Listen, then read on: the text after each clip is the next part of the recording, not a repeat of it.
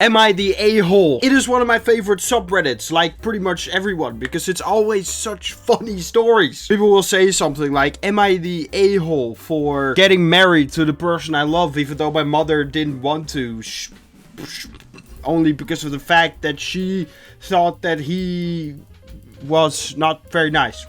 Or something, I don't know. It's like, no, obviously not, but people ask it anyways. And I just love that, because that means that I can enjoy it and make content from it. So thank you very much for sharing your quite personal story sometimes. I found a juicy one here from Dependent Tax 7341. I don't know, this might be a burner since it's made today. Am I the a-hole for leaving my mother's party after she insulted my daughter? Now, only from the title, you can already assume that no, probably you're not. But, you know, let's just read it just to be sure. I have a stepdaughter, Anna. Her father and I married when Anna was 2. So the 12 years of being with Anna. I mean, I don't know if they started living together when they were married, but we can assume 12 years. I consider her to be my real daughter in every way that matters and love her just as much as my biological children. Most of my family adores Anna. She's very sweet and a hardworking girl who does her best to make them proud. However, my mother appears to not adore her, I assume. She's never outright said that she dislikes my daughter or why, but I've always thought it's because Anna wasn't my biological child. Yeah, usually people are really bad at hiding what they actually think. It's like if you can kind of read people, it's very easy to tell. Now I say that, I'm not saying I can read people well. Sometimes I feel like, yeah, I can read people perfectly, but then I don't know that, like, especially if a girl shows interest. Not that it happens so often, but I'm just saying, like, but nobody's worse than my friend. We were sitting at a house party, you know, we were just chilling, and there were people we haven't really met, but we kind of hit it off. We were the same age, and everybody just kind of, you know, there's some, of course, some alcohol in the mix, so all inhibitions are lowered, and everybody's just chilling, alright? So we were having a good time. And one of the girls from the group that we didn't know yet really liked my friend, alright? And she was like touching him, not in a weird way, but kind of like always being very close to him and kind of sitting half like on him and trying to sit on his lap and, you know,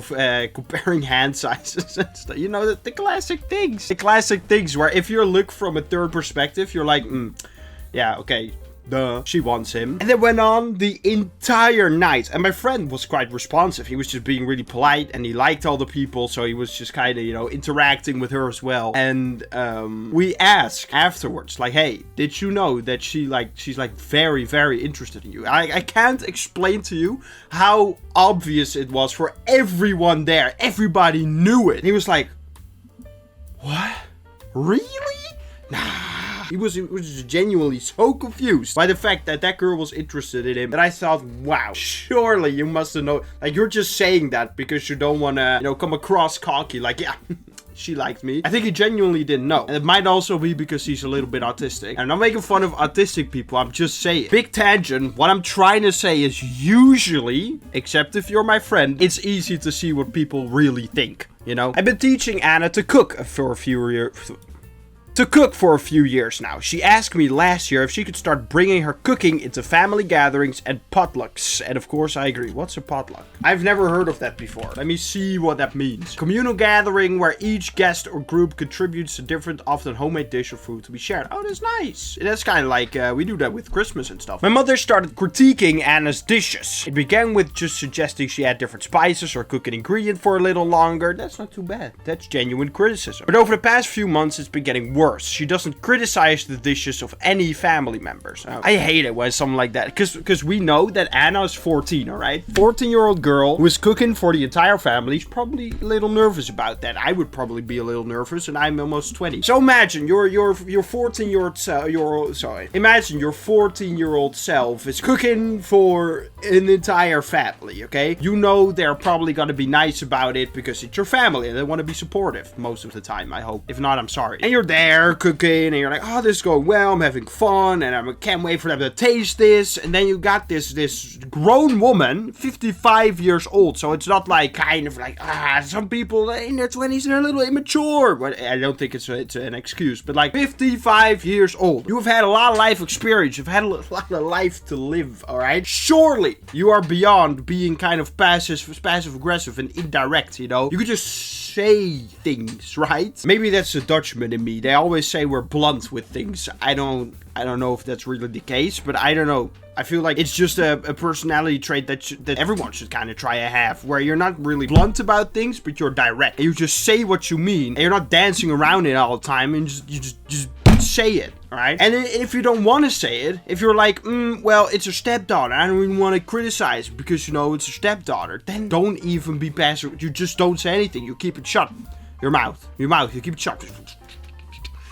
Right? You just suck it up. You're a 55-year-old woman. I'm sure you can handle having someone you don't really like for no particular reason around. This Thanksgiving, she told Anna that the casserole she made was disgusting and inedible. I told my mother to stop criticizing Anna and that she was doing her best, but she just brushed me off, which was the final straw. I'm assuming we're getting into the leaving the party part now, you know, that the title said. I want to know a little bit more context. How was Anna feeling about this? How was the family talking about the food? Was the family like praising it, or were they also like, some things could be improved? Because we don't know. Maybe Anna just kind of sucks at cooking. And I'm not trying to be mean to Anna, but that could just be the reality, alright? I want to know if the cooking was actually good according to the other family members and your mother is just being mean for no reason, or if your mother has a point, but she's just being really rude about it. Because when I say direct, as in, you can say like, I don't really like it, it's not my thing, I think you have a lot to learn. That's a lot better than, this is disgusting, it's inedible, you suck as a person, you shouldn't actually live, but you know, fortunately you're here. There's a big difference, right, in being direct and rude. My family was in town this week to celebrate my mother's birthday. I had some curry that my mother had made about 6 months ago and given to me to freeze. So I reheated it and brought it to the party and told everyone Anna had worked very hard to make it just like her grandmother always did. You sneak.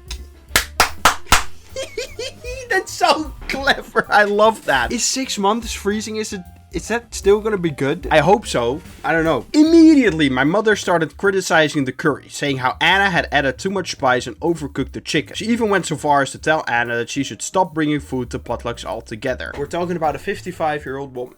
Eventually, I also got what I wanted, because I was like, I want to know what other family members think. But because it's her curry, we could assume that everybody likes it, and especially mom, like the 55-year-old, should like it, right? Because it's her dish. And now we know for sure, because it's the grandmother's dish, that Anna is being hated on.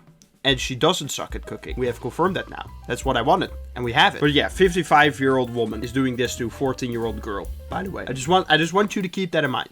I feel like that's an important detail. I hadn't originally intended to make a big deal out of this, but that comment crossed the line. I informed my mother that it was her own curry that I had reheated, and Anna had not actually cooked it. She immediately started sputtering and backpedaled, saying she was just trying to give constructive criticism and make Anna a better cook, but by not bringing food anymore. How can you become a better cook by not cooking? I feel like that doesn't make a whole lot of sense. But I knew she didn't really believe it. I asked her why she would treat my stepdaughter so badly, and she admitted that she didn't see Anna as a real grandchild. I can understand that, alright? Because they're not bound by blood. You cannot force someone to see a not blood-bonded child like their real child. But why in the world would that mean that you have to be mean to that person? You can still be nice and polite and care for them. That friend that I was talking about who couldn't read that girl that they really liked him, his mom is like a mom to all of us. She's like, we are not at all her children, but she's like, she has such a motherly, I don't know, it's like you come home, or you come in their home and it feels like a second home, because his mom is just such a caring person. So just because someone isn't bound by blood doesn't mean that you can't be kind of motherly to them, or at least nice. At least be polite and nice to that person. That's perfectly possible. Don't you have friends? Don't you have friends? What? You're being just mean to everyone? Someone at the store clerk does scans all the items. That'll be the $24.99.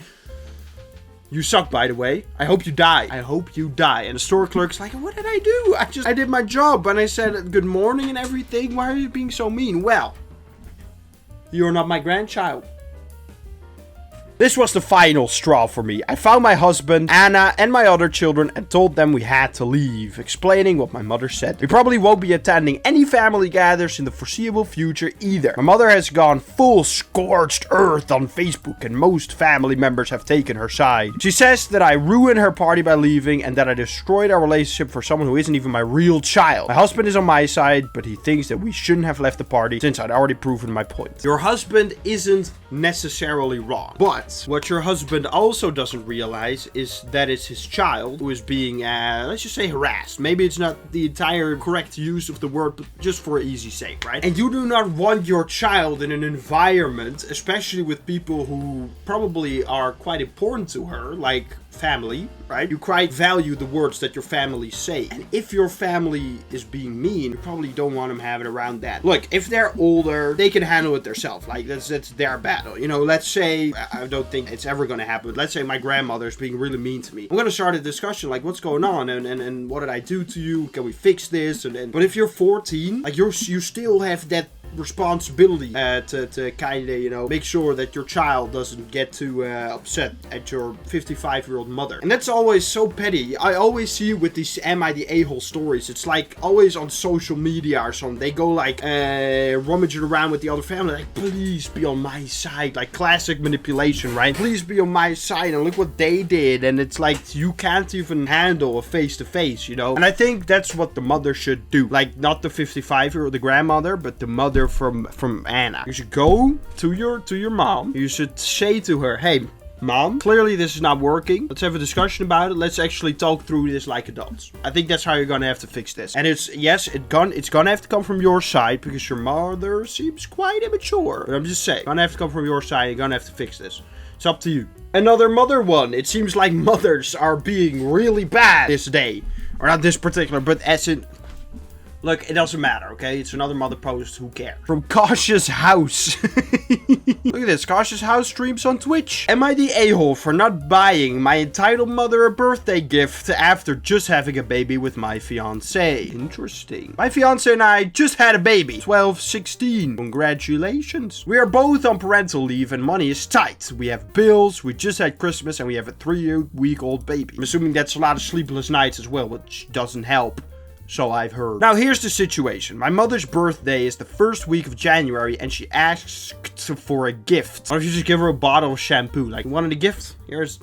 Have fun. It's kind of useful. It's not a bad gift. You can use that. That's handy. I politely stated I can't afford to get her a gift this year, and if I do, it will be late. I was respectful in hope she'd be understanding. I was wrong. Her response was along the lines of, I'll forget about your birthday this year then, which is very mature. Very, very mature. If this guy is 25, now if we assume that the mom was 18 when she got the child, the guy, the 25-year-old male, we just have to do the calculations. 25 plus 18 is 43. So minimum, she's 43 years old. And that's, of course, a very, very mature thing to say to your son, by the way. Your your blood child, you know, which we learned in the last post, apparently very important to some people. Which is fine. I don't care about my birthday. This was the icing on the cake. I told her I couldn't get her a gift, and I didn't care if she forgot my birthday. In response to that, my mom started blaming my fiancé for not getting her a gift and calling this whole conversation abuse. Basically insinuating that we are neglecting her or outcasting her. Is a gift really that important? I hate gifts usually. Not as in I love receiving gifts. I'm always very kind to see my friends or my family do their best to get me something. That's very nice. I'm always very happy with that. But it's like, I feel like gifts are a very unimportant part of holidays. Like same with Christmas or birthdays or whatever holiday you can think of. Because it's like, it's not about consumerism. It's about being with your family or your friends and celebrating that you are alive and that you can be together with people that you love. I feel like that is what it's about. If everyone said, we're not going to get you a birthday gift, we're all going to go out and we're going to have a great time for your birthday, perfect. But if they say, we're not going to go out, we're just going to drop by real quick, I'll give you all gifts and then we're going to leave again, I'm going to be sad. All I'm trying to say is, I would rather hang out than have gifts. I feel like the hanging out part is way more important than the gift part. And then I don't understand why a lot of times with these type of stories, when there's gifts involved, it's like people put such a priority on it when it's like, it doesn't matter. Like, let's say they go to the store, they buy flowers for like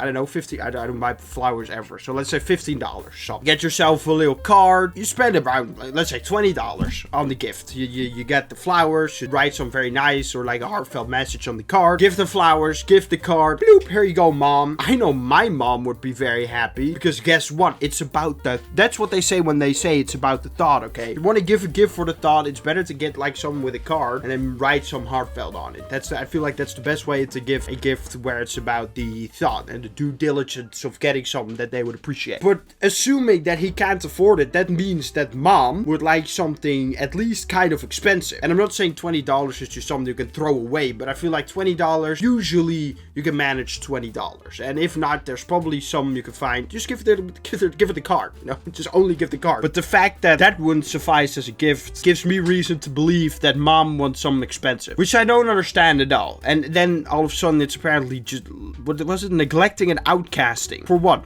Not spending a ton of dollars on some that you're probably not even gonna use or wear. It's like, oh look, I gave you this armband with like silver and gold and some cool, you see, oh nice. Like, oh, you spent how much money? Oh, okay, yeah. Then I approve. If it's did with this amount of money, then I approve. Okay, put it bloop in the closet and never look at it again. Okay, maybe she does wear it and then it's a little cool. Okay, then it's nice. But it's like, why is it so important to people? If you're someone who cares super much about if people give them an expensive gift, please leave a comment and explaining why. All right?